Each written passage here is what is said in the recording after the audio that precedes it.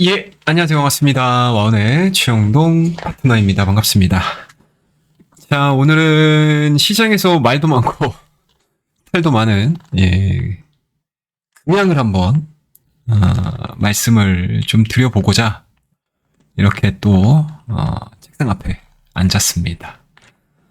최근에 뭐 금양 워낙 또 말이 많아서 다양한 콘텐츠들이 생산이 되고 이야기들이 되는 종목입니다. 그래서 굳이 이걸 저까지 얘기해야 되나 싶은 생각이 좀 들었는데, 뭐 계속 이제 금연과 관련된 뭐 안 좋은 이야기들이 나올 때마다 제가 이제 운영하고 있는 텔레그램 채널에는 계속 뭐 이슈도 업데이트 해드리면서 제가 가지고 있는 생각들을 그냥 가감없이 올려드리긴 했어요. 일단은 매매 조심하자. 매수하지 않으셨으면 좋겠다. 그냥 이거 쉽지 않은 기업이다. 라는 뉘앙스의 이야기들을 좀 해드렸죠. 사실은 제가 이렇게 구두상으로 말씀드리는 것보다 좀 더 강한 어조로 좀 말씀드리긴 했는데, 일단은 뭐 최근에 이슈들만 점검을 하고,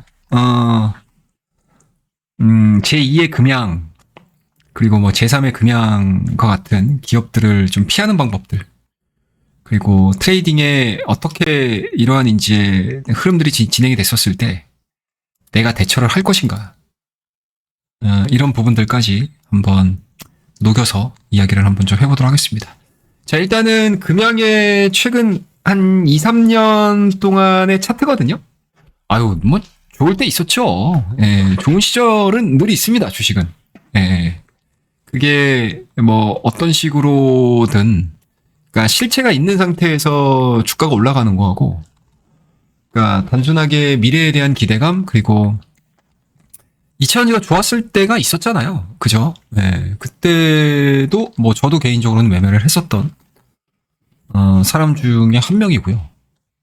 근데 뭐 제가 늘 이 채널을 통해서 말씀드리지만, 우리나라 증시는 장투를 하기에는 상당히, 그냥 우리끼리 있으니까 말씀드리게 되면 굉장히 빡센 시장입니다. 그거는 어쩔 수가 없어요. 우리나라의 이 태생적인 산업 구조가 이 중간재를 생산을 하고 납품을 하는 기업이기 때문에 실질적으로 시장을 이끄는 힘이 없습니다. 누군가가 이끄는 그 시장 내에서 우리가 가지고 있는 최대의 역량을 발휘를 했을 때 주가가 올라가고요. 그리고 그 산업 자체가 이제 성숙기, 그리고 성장기를 지나서 성숙기가 되고요. 성숙기가 되고 나서 이제 뭐 회퇴기 정도? 이 정도로 진입이 되게 되면 주가의 탄력도는 상당히 줄어들게 되죠. 그리고 뭐 이러한 이제 산업 사이클을 가지고, 산업의 성장 사이클을 가지고 올라가는 경우도 있고, 그리고 기본적으로 그 흐름에 뭔가 이제 바람을 잘 타서 뭐 사실은 뭐 실체가 있고 없고의 중요성보다는 그 시류에 맞아 떨어지는 기업이냐 아니냐에 따라서 주가의 탄력도가 높아지는 경우도 상당히 많습니다, 여러분들. 그래서 주식이 매력적인 거고, 그리고 항상 뭐 우리가 밸류 지표를 볼 때 뭐 가격이 높음에도 불구하고, 그리고 기업이 현 구간에서 돈을 벌지 못함에도 불구하고 급등을 하는 현상들은 뭐 밸류로 할 게 아니잖아요. 그죠? 밸류로 설명할 수 있는 게 아니지 않습니까? 그리고 어떻게 됐든 2024년도에 가장 뭐라고 해야 될까요? 유행했던 투자 방법이 밸류에이션 계산법? 저는 개인적으로는 그거 별로 잘 안 좋아합니다. 별로 안 좋아합니다. 우리나라의 밸류를 계산을 하는 거는, 그러니까 후행적이잖아요. 후행적이지 않습니까? 밸류 계산이라는 것 자체가. 앞으로의 어느 정도 돈을 벌 거야 라는 것들이 시시각각 변하고, 매 분기마다 변하고, 매 연도마다 바뀌고요. 그리고 그거를 뭐 2년 뒤, 3년 뒤에 밸류를 계산을 해? 그럼 그 사이에 시장에서 벌어질 수 있는 모든 이벤트들을 측정 가능할까? 저는 못할 것 같거든요. 네, 물론 그런 부분들을 감내하고 분석을 하는 직업이 애널리스트인 거지 않습니까? 네. 그렇기 때문에 늘 애널리스트들이 목표가도 올렸다가 내렸다가 올렸다가 내렸다가 뭐 하는 거고요. 물론 이제 기간의 차이는 있기는 하지만, 그러니까 굉장히 어려운 작업이에요. 그래서 그런 밸류 계산을 단순하게 그냥 곱하기, 뭐 얼만큼 성장하니까 얼만큼 뭐 이 기업에 돈을 벌 거야, 이런 얘기를 한다라는 것 자체가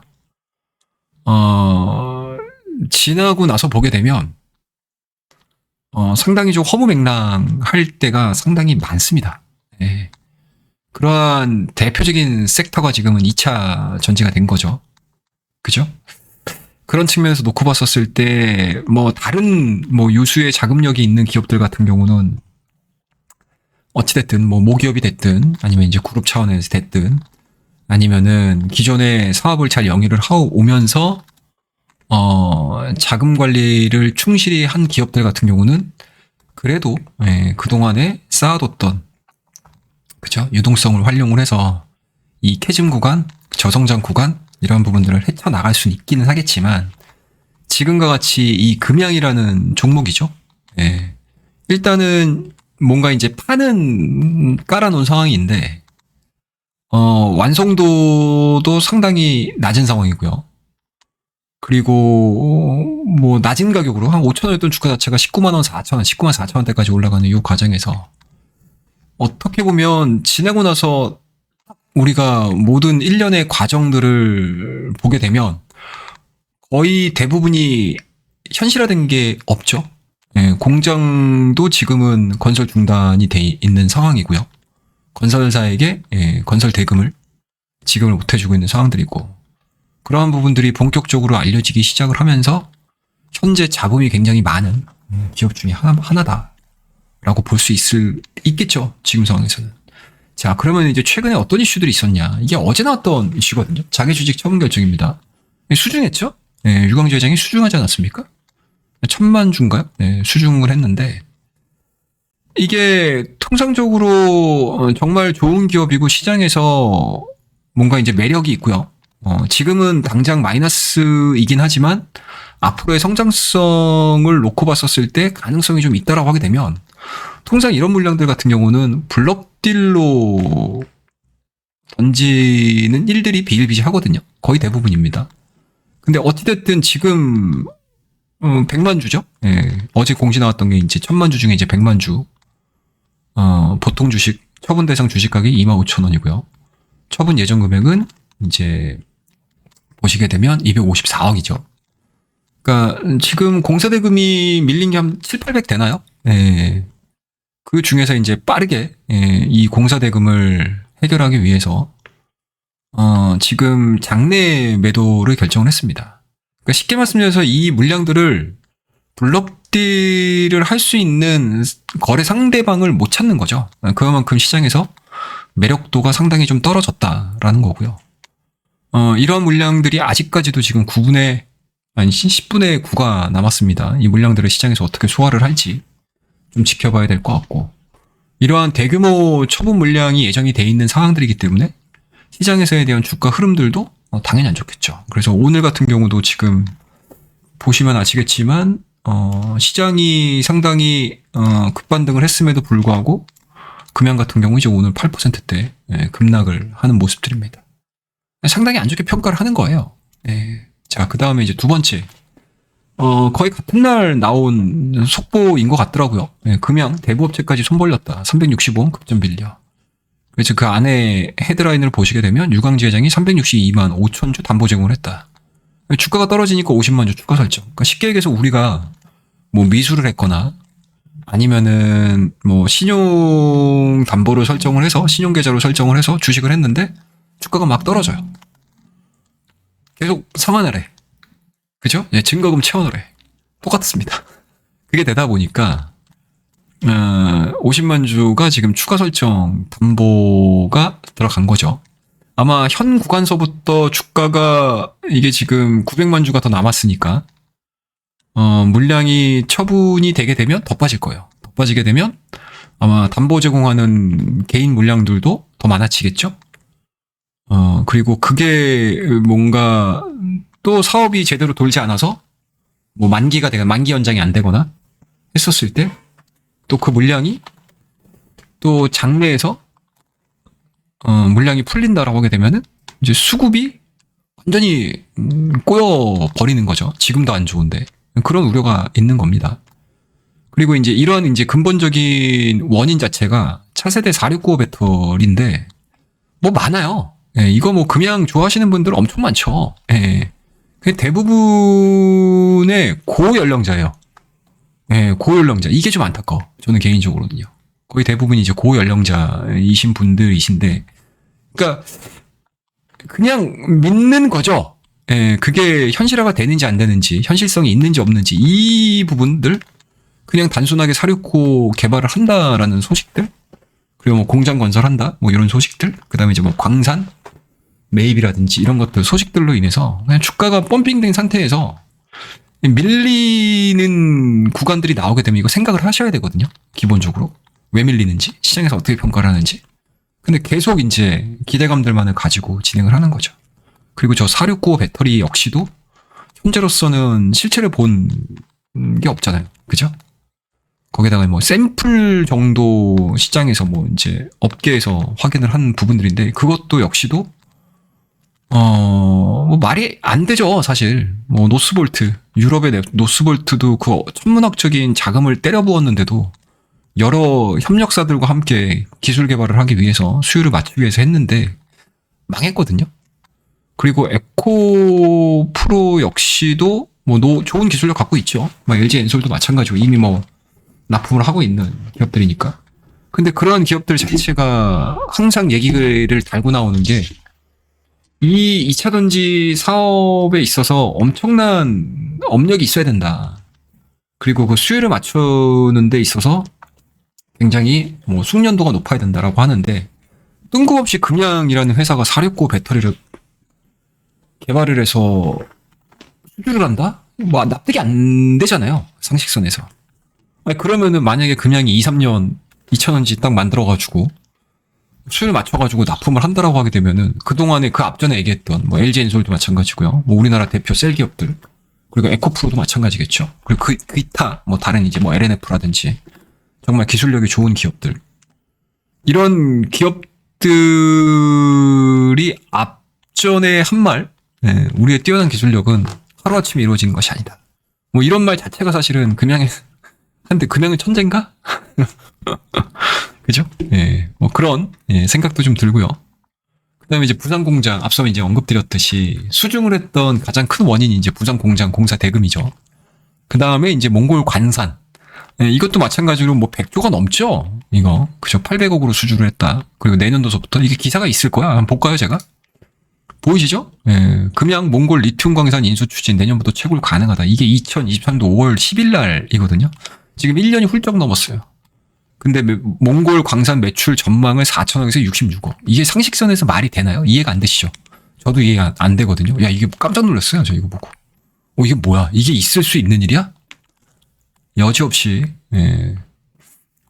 보시게 되면 불성실 공시 법인으로 지정이 됐습니다. 상당히 높은 벌점을 맞았어요. 여러 가지 또 판권 계약이라고 해야 될까요? 판매 계약? 이런 부분들인데 뭐 수주를 했다라는 공시로 또 시장에는 또 혼란을 주는 그런 공시도 있었습니다. 사실은 이런 부분들이 시장을 교란시키는 거거든요. 기만하는 거거든요. 조심을 해야 되는 사안들인데 금양이 상당 부분 그런 부분들에 있어서는 굉장히 좀 약하다라고 볼 수가 있을 것 같습니다. 그래서 지금 보시게 되면 이제 또 재미있는 뉴스가 나온 게 뭐냐면 이게 11월 26일에 나왔던 뉴스인데 가짜 뉴스 뿌리 뽑겠다. 그냥 몽골 광산 시찰 주주 대표단 꾸린다라는 얘기인데 꽤 멀다 그러지 않았나 이거? 꽤 멀다 그러지 않았나? 상당히 먼 걸로 제가 알고 있는데 이게 몽골의 수도가 어디죠? 몽골의 수도가 어디지? 몽골의 수도가 어딥니까 여러분들? 갑자기 몽골 한번 검색해보면 뭐 검색 한번 해보면 되죠 뭐. 몽골 수도 예, 와, 울란바토르. 예, 울란바토르에서도 꽤 들어간다라는 걸로 알고 있는데, 예. 과연 이게 시찰단을 꾸려서 가는 게 의미가 있을까? 예, 싶기도 한데, 뭐, 아무튼, 뭐, 금양에서는 할 수 있는 모든 것들을 하기 위해서, 뭐, 이런 기사들도 내보내는 것 같기는 합니다. 과연 이제 그 결과가 어떻게 나올지 좀 지켜보셔야 될 것 같고, 앞전에도 보여드렸다시피, 현재 진행되고 있는 이 주가의 차트 흐름들은 전형적인 급락 차트라고 보시면 될 것 같고요.